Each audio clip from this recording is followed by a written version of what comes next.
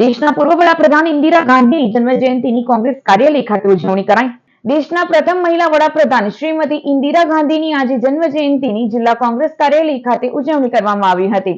કોંગ્રેસ પ્રમુખ સલીમ અમદાવાદીની આગેવાનીમાં કાર્યકરો દ્વારા ઇન્દિરા ગાંધીની તસવીરને પુષ્પાંજલિ અર્પણ કરાઈ હતી। આ પ્રસંગે પ્રવક્તા નાઝુ ફળવાલા, ઝુબેર પટેલ સહિતના કાર્યકરો અને નગરસેવકો ઉપસ્થિત રહ્યા હતા।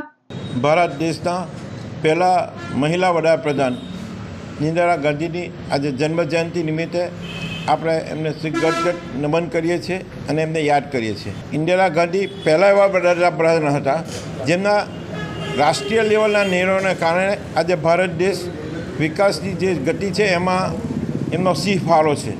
સાથે સાથે દેશની અખંડિતતા માટે એમને પોતાના જાન નિશાવર કરેલા છે।